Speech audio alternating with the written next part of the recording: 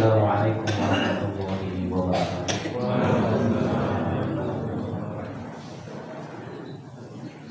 Alhamdulillah, alhamdulillahilladzi khalaqal insana fi ahsani taqwim wa khalaqna min dzakarin wa unsa thumma ja'alna shu'uban wa qabaila lita'arafu litafahhamu wa lita'awwanu 'alal birri wat taqwa. Asyhadu an la ilaha illallah wa asyhadu anna Muhammadan abduhu wa rasuluhu la nabiyya wa la rasula ba'da. Allahumma shalli wa sallim wa barik ala sayyidina Muhammadin wa ala alihi wa sahbihi ajma'in.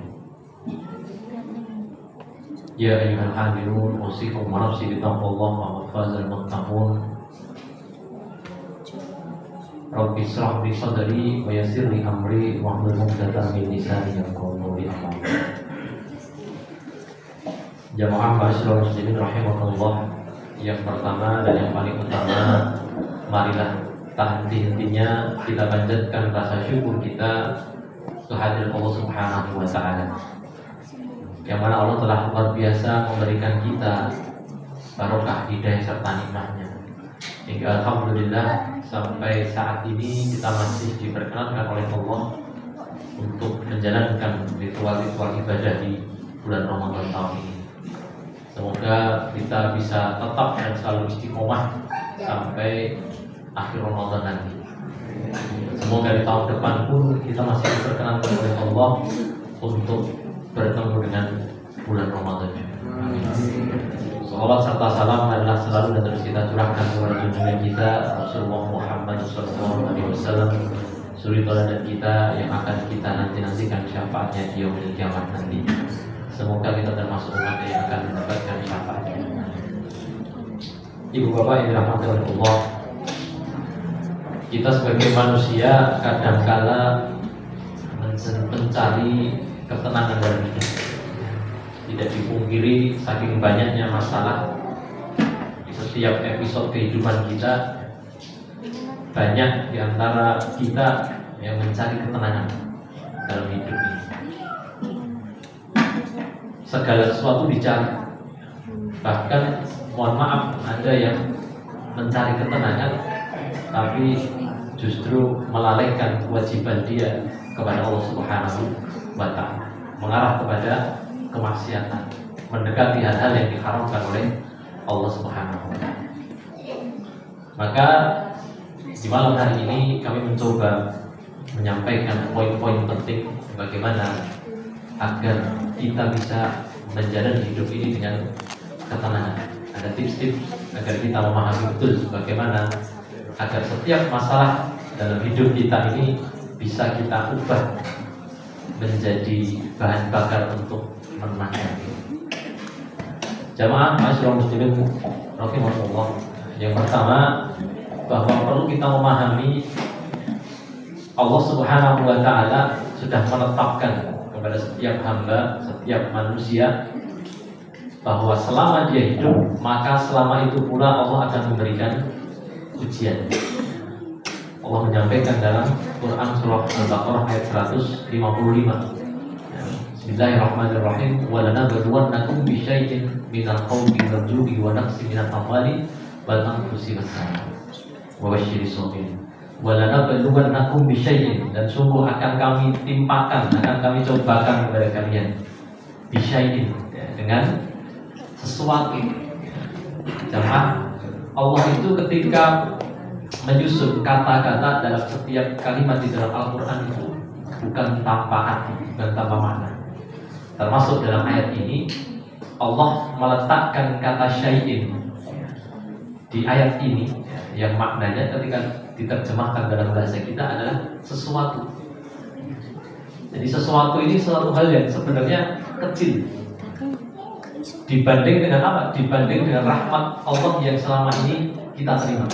Sejak kita lahir sampai sedewasa ini, sampai kita berkeluarga mungkin, atau sampai sekolah, sampai sepuh, ya, dibandingkan dengan rahmatnya Allah, maka pada dasarnya rahmatnya Allah itu lebih luas kan dibanding dengan apa yang ditimpakan oleh Allah kepada kita.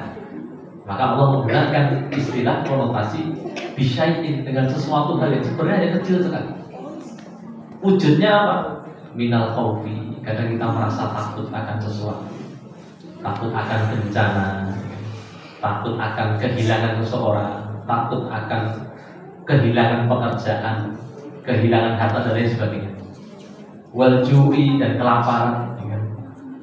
Karena mungkin pemasukan yang berkurang, ya, ada ketakutan sehingga merasa mawas diri, ya, takut karena kelaparan. Wal ju'i wa naqsi minal amwali wal anfusi was samar, dan mungkin juga Allah menimpakan dengan berkurangnya harta, hilangnya harta. Ya, kita sudah mencari nafkah, sudah mencari harta, tapi ternyata ada yang hilang. Mungkin dompet, mungkin uang, mungkin barang. Ini juga cobaan dari Allah. Wal anfusi, kadang juga wujudnya apa? Hilangnya nyawa. Mungkin anak kita, mungkin saudara kita, mungkin orang tua kita, orang-orang yang kita sayang, ya. Itu cobaan dari Allah. Wassamar, dan juga hilangnya atau dalam istilah kita gagal panen, ya. Yang seharusnya bisa mundur, tapi ternyata karena dimakan hama jadi tidak bisa mundur, jadi tidak bisa panen. Tapi ingat, Allah memberikan kalimat yang begitu sederhana dan indah sekali. Wabasyiri sobirin, dan berilah kabar gembira bagi mereka yang senantiasa bersabar. Jadi poin pertama agar kita tenang itu adalah kita harus paham, selama kita hidup pasti ada ujian. Jadi sangat mustahil sekali kita hidup kok gak ada masalah, ya. Tidak mungkin, pasti ada masalah. Selesai satu masalah akan datang masalah yang kedua, masalah yang kedua hilang, masalah ketiga berikutnya pasti ada. Dan setiap masalah itu insya Allah akan mendewasakan kita, dan seharusnya mengingatkan kita kepada Allah Subhanahu wa Ta'ala.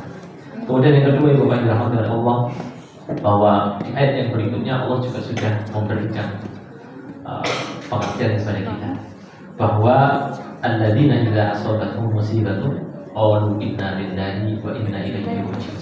Yang kedua, kita harus sadar bahwa inna lillahi wa inna ilaihi raji'un. Sesungguhnya segala sesuatu yang dimiliki oleh Allah maka akan juga kembali kepada Allah Subhanahu wa Ta'ala. Oke? Kalau kita kembalikan pengertian ini kepada kita masing-masing, kita hidup di dunia ini punya apa? Tidak ada yang kita miliki secara hakiki, tidak ada. Mutlak itu milik kita, tidak ada. Kita ini hanya pinjam dari Allah saja. Tangan kita, tubuh kita, fasilitas-fasilitas yang selama ini kita gunakan, itu hanya pinjaman dari Allah saja. Rizki, keluarga, semuanya akan kembali kepada Allah Subhanahu wa Ta'ala. Maka tidak pantas kita menyombongkan diri di hadapan Allah. Ketika kita tahu akan hal itu, maka seharusnya kita tenang. Ketika punya masalah, ketika ada suatu hal yang hilang dari kita, baik harta maupun apapun itu, maka kita harus yakin inna lillahi wa inna ilaihi raji'un. Maka wajar Allah akan memintanya kembali, Allah akan mengambilnya kembali, ya, dengan ridho maupun tidak kita ridhoi. Tapi itu milik Allah, maka sudah niscaya suatu saat Allah akan mengambilnya. Jadi poin yang kedua, agar kita tenang, kita harus yakin semua milik Allah akan kembali kepada Allah Subhanahu wa Ta'ala, dan pada dasarnya kita tidak memiliki apapun.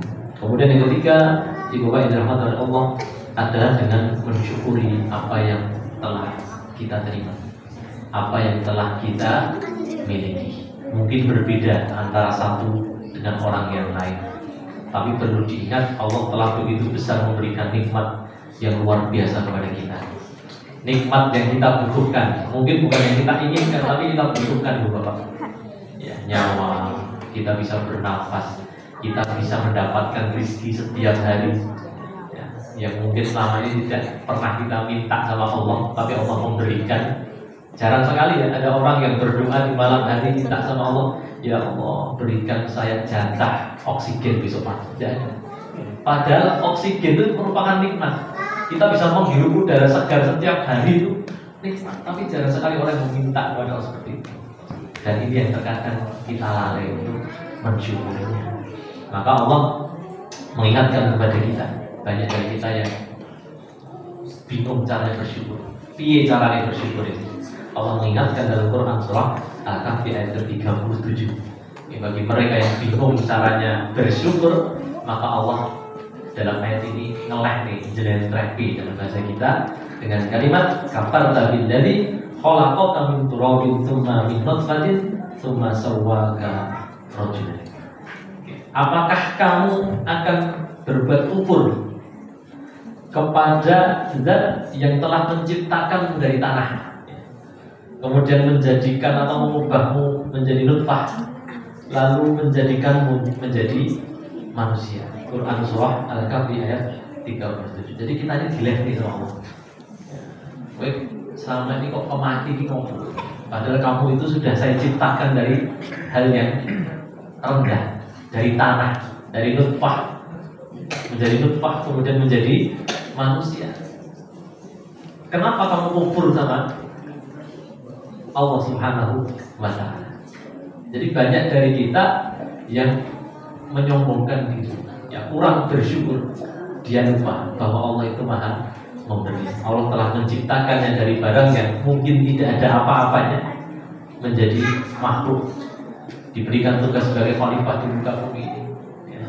Maka sudah sepantasnya kita bersyukur kepada Allah Subhanahu wa Ta'ala. Sekaligus ini menjadi pelajaran yang berharga bagi kita. Kalau kita bingung caranya bersyukur kepada orang lain, maka dengan mengingat-ingat apa yang selama ini dia lakukan kepada kita.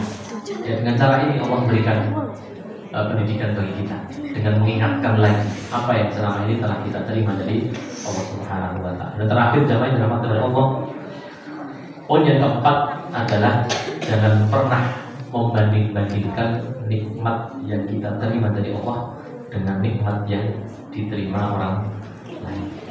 Jangan sekali-kali membandingkan, karena sifat membanding-bandingkan ini adalah sifat yang diwariskan oleh iblis. Ya, di mana dalam Quran surah Al-A'raf ayat ke-20, ketika syaitan membisikkan pikiran jahat kepada keduanya, yaitu Nabi Adam dan pasangannya, Ibu Hawa, kemudian iblis mengatakan waqala ma nahakuma rabbuhuma, ya, sesungguhnya tidaklah melarang kepada kalian berdua Rob kalian berdua an hadhihi sajarah, untuk mendekati pohon ini, illa an takuna malakaini aw takuna minal khalidin, atau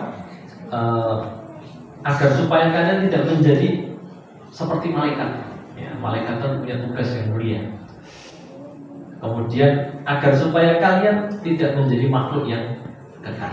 Nah, ini sifat iblis awal mulanya membisikkan pikiran-pikiran jahat kepada Nabi Adam, yang nantinya turun-temurun akan terus seperti itu, adalah dengan membanding-bandingkan apa yang kita miliki dengan apa yang dimiliki oleh orang lain. Dan inilah menjadi awal mula musibah.